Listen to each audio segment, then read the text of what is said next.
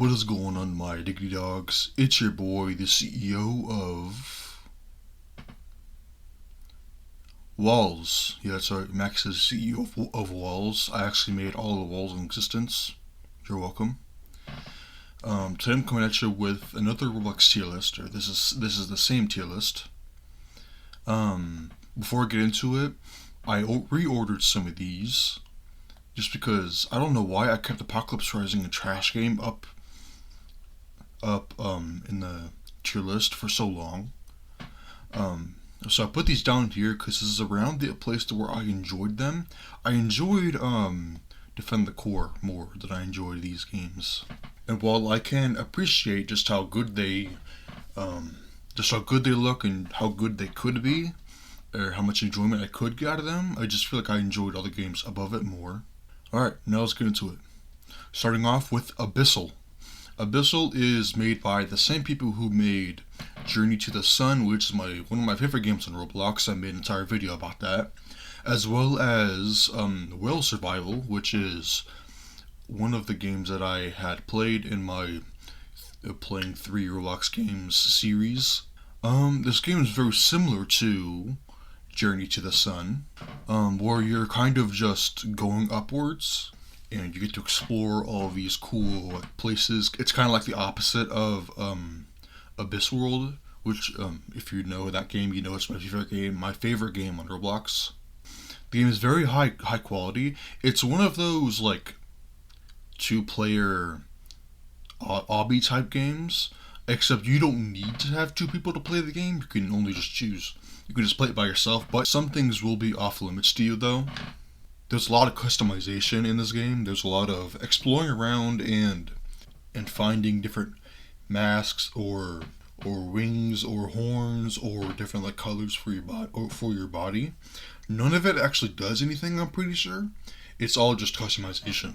You can purchase these different customization things, as well as you can use a time reversal thing to go backwards just in case you fall, or you can use a little like pet thing that you can buy with I think it's AE, which is Abyssal Energy, which is all around the map and it respawns every single day. I've come back to this game a couple times after I recorded the video, and I pretty much made it to where they're currently at in terms of like progression. I'm gonna put it up into like above Bloxel, just because, well, actually, I might just put it like in the same place as Bloxel. So just like take it or leave it. I'm a lot more emotionally attached to Bloxel. If you've seen my first episode, you know why. But Abyssal was made by like one of my favorite Roblox developer groups. So, and it's just a really good game. It's really interesting, and I definitely recommend it. Moving on, we have Atomic Research Site. Atomic Research Site is kind of just this big, it's a big atomic research site. I guess that's kind of self-explanatory. It sort of revolves around exploration than anything else. The game is very good looking, I would say. I think there are different things you can do to the reactor. I think you can like make it unstable, or you can make it stable. I didn't really screw with any of that because I just didn't want to. This game kind of felt similar to maybe like Targo and The Forge and the Crucible. I might put it right here.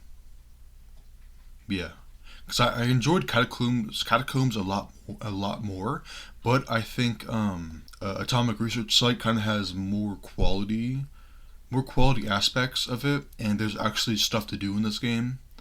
So like some of these games where there's something to do, but it's not that good looking, or there's Schoolhouse where it looks good, but there isn't a lot to do. This game kind of has both.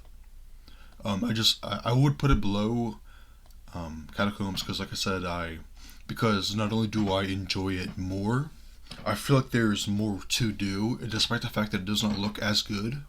So that's where I'm going to put it. Next up is Closed. Closed is a kind of a unique game, I would say. It is a Undertale fan game on Roblox. When they meet with Kara, Friska like kills Kara, which like kind of like messes up Kara in some way, or like it kind of like enrages them.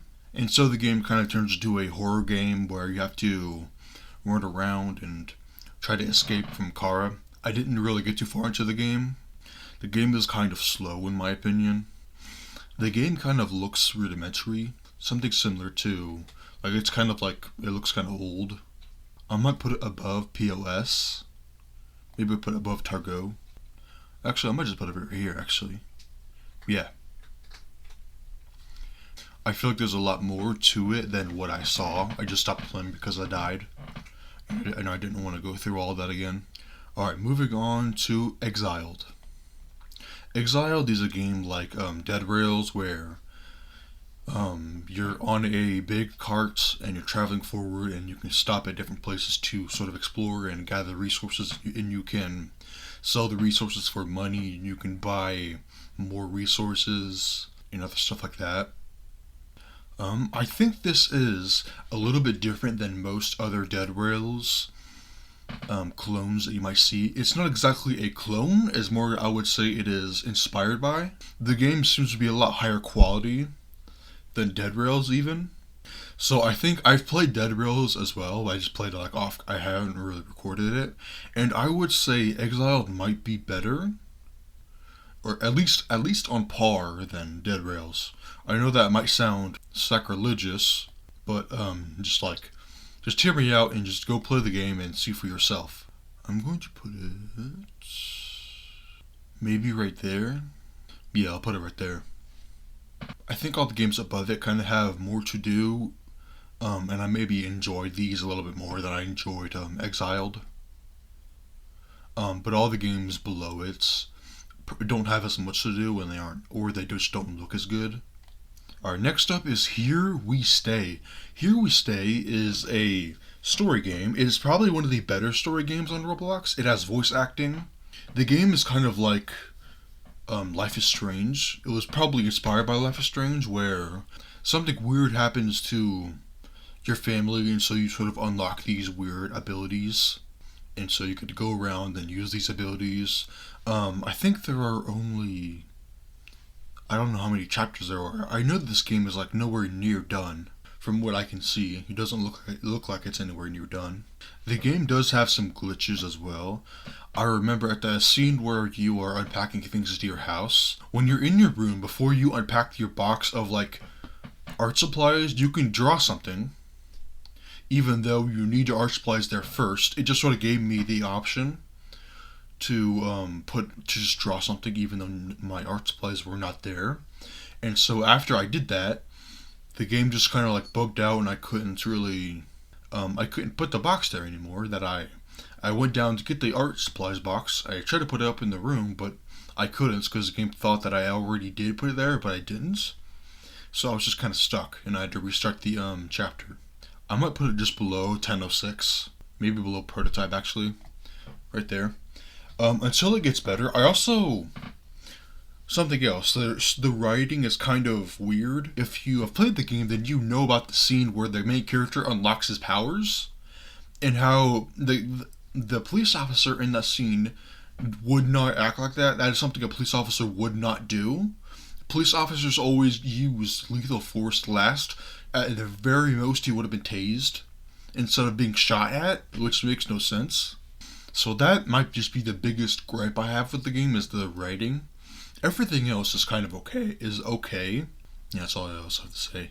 Next up is Kagutaba. This is a horror game. It's kind of like styled, or like, the gameplay is very similar to older kind of like low quality horror games where you go around, you pick up objects and you use it on different areas with like something kind of changing off screen. You just like come across it and it's different. Right, there are 6 endings in this game that you can get. I got the 4th ending. I have no idea how you're supposed to get the other 5 endings. I guess that's something for you to try out if you want to play this game. For now, I think I'm going to put it like maybe in the same spot as Closed. So just think of these in the same place. Or maybe this is a little bit better than closed, because there's just more to it. I might actually put up here. Yeah, no, this actually goes above Atomic Research Facility. The reason why is that this game is kind of like, it's very stereotypical. While there is a story to this game, I think Catacombs Exploration has a story in the game. It's just not blatantly in your face.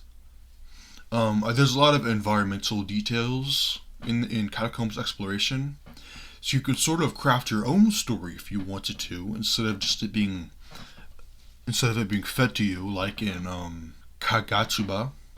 So yeah, I think I'm just gonna put it right there instead. Next up is Tearose Library. Tearose Library is a game where, it's a big library. It's a big library full of books that people have actually written. That kind of sounds weird. Not just the people who have made a game, or like pre-written stories that weren't made for the game. It was made by players of the game. People who have come in and played the game, and they've written their own stories, and the books get put onto the shelves in different sections. There's another game on Roblox that is just like this, except it is way bigger and probably more popular. I think I enjoyed that game a little bit more than I enjoyed Tearose. I might put this game maybe right there, because there are so many books that you can read. There's a lot of storytelling in the game, since the game is full of books, but there isn't a whole lot of visuals because of the fact that it's just nothing but books. Next up is The Sea Above the World. The Sea Above the World is kind of this like platforming game. It's very interesting. You need to go to these different areas to get these abilities or items, and then like more places are available to you. So you can go over there, and you can go to these other places and explore and get new power-ups and stuff. I ended up getting like trapped in this area where I was like trying to escape this purple like cloud thing, but like I just kept on falling. I just kept on like losing.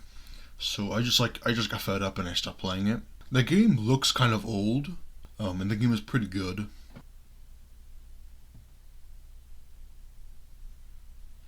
I might put it right there, maybe down below Abyss, maybe in the same place as Abyss. I guess I'll put it above Abyss for now. I don't know if there's much story buys, but I just kind of like the game more. I had a more enjoyable experience with this game than I did with the other games below it. Next up is Transparent. Transparent it's a story game with 2 chapters. The first game is where you are stuck in a room by yourself, and you have this computer in front of you where you can chat with this person. And so you have the ability to either lie to them or tell them the truth. And there are like 2 different endings that you can get based off of whether you lie or tell the truth in your answers.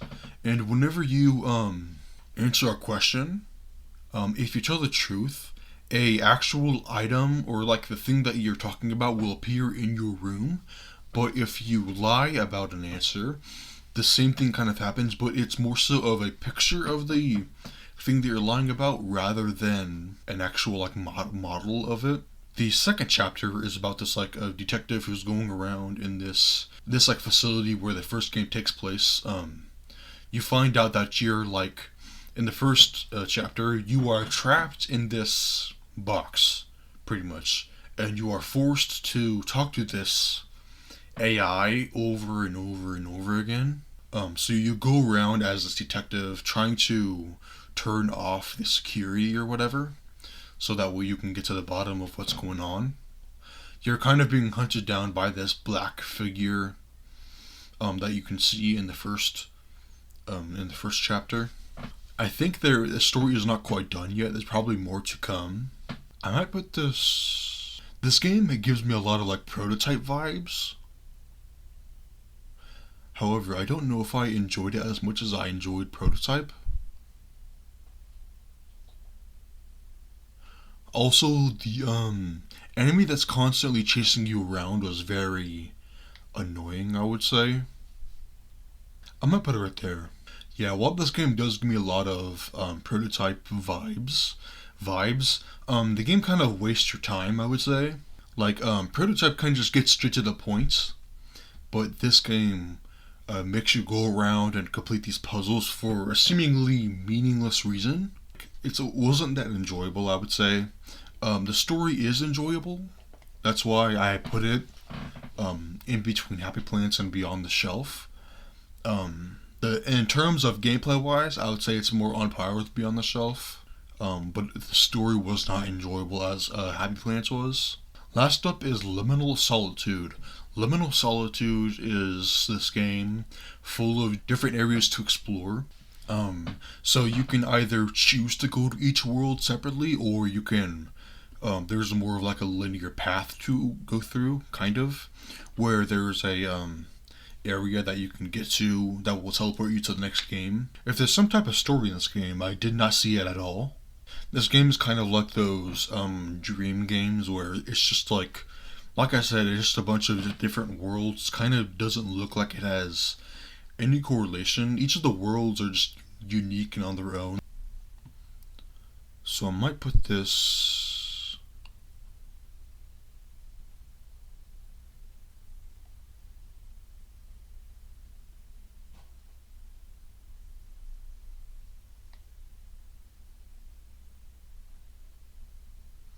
Maybe right there. The game is interesting, I would say, but there isn't a whole lot to do. There isn't a whole lot to explore. Each of these worlds is kind of blank. Unlike something like Komorebi Island, or Targo, or the Forge and the Crucible, there just is not as much to explore. It's kind of like POS, where it's just kind of like barren. Well, actually, POS has more detail. It's just that this game is bigger. So yeah, that's probably where I'm gonna put it. And that's all the games that I had for you. Stay in tune because I have more to come at next week. I hope you enjoyed, and I'll see you later. Goodbye.